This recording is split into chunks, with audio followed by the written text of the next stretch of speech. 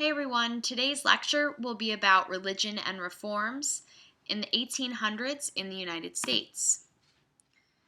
So, talking about 17th century Puritanism, it had a continued importance in New England during the 17th century.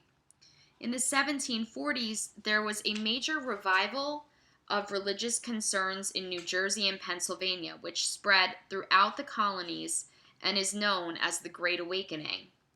Stimulated by preachers from England, ministers emphasized personal revelation and the reading of the Bible. The Methodist Church, founded in England, was brought to America as part of this first Great Awakening. One of the longest lasting results of the Great Awakening was the founding of several colleges, such as Princeton, University of Pennsylvania, Brown, Rutgers, and Columbia, all for the purpose of training ministers. This Great Awakening was not only the first of several periods of revivals in American history, all of which had a major impact on the nation. Each period of revival has emphasized the individual's personal relationship to God, reinforcing American individualism.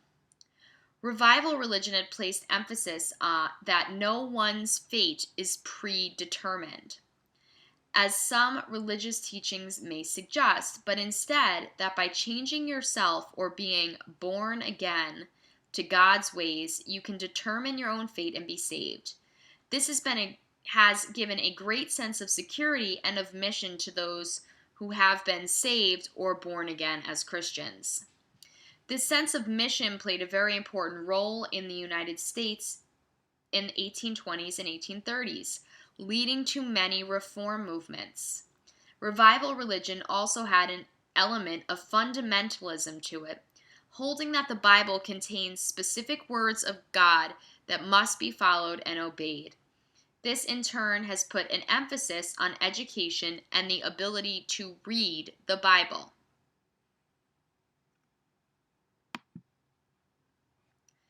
A second Great Awakening began in Western New York in 1821 when Charles C. Finney had a religious conversion.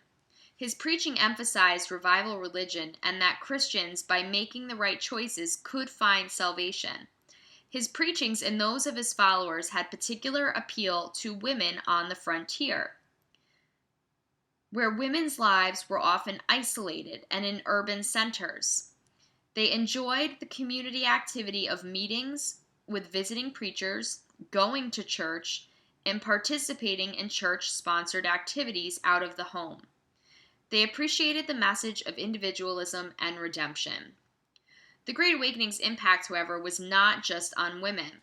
New religious groups such as the Latter-day Saints, LDS or Mormons, founded in 1830, grew out of the atmosphere of the Second Great Awakening.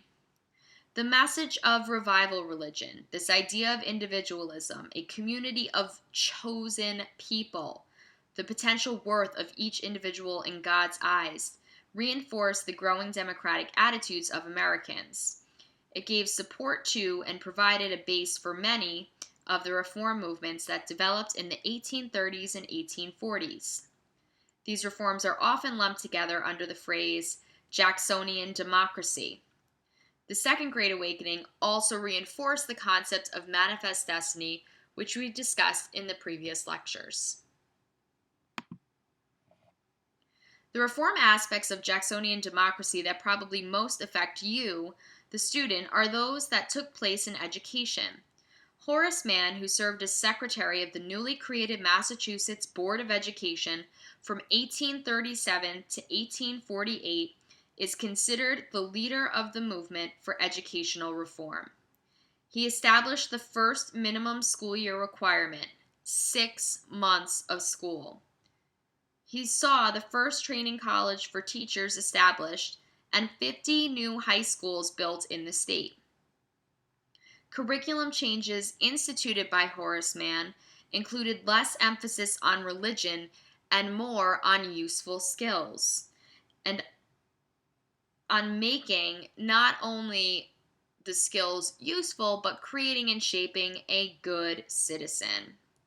This latter included the teaching of American history, and you are following in that line. Mann and his fellow education reformers of the pre-Civil War era were convinced that education was the best way to attack problems of poverty and crime. It was an optimistic message reflecting the optimism of revival religion. Connecticut soon followed Massachusetts in instituting educational reforms, and in the years following these reforms spread around the nation. Some of these reforms were directed at the education of women. For example, in 1821, the first women's high school in the nation opened in Troy, New York, by Emma Willard. Oberlin College in Ohio became the first co-ed college in the country in 1833, and Mount Holyoke in 1836 became the first women's college. Another related area of reform work was done to improve conditions in insane asylums and to educate the public as to the causes of insanity. Dorothea Dix was a leader of this movement, another aspect of what came to be known as the period of Jacksonian democracy. It's also during these years of reform that the suffrage was greatly extended, so that by the time Jackson's election to a second term in 1832 came about, most white males were able to vote. Over the years, states had lowered or abolished their property or wealth requirements for voting.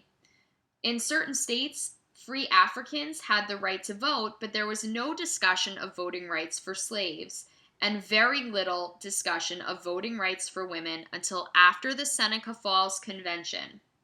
Even though it took 70 years for a constitutional amendment to pass giving the right to vote to women, the extension of the vote to all white males helped make the election of Jackson possible and reinforced the idea of equality upon which Jacksonian democracy was based and which was reinforced by the Great Awakening.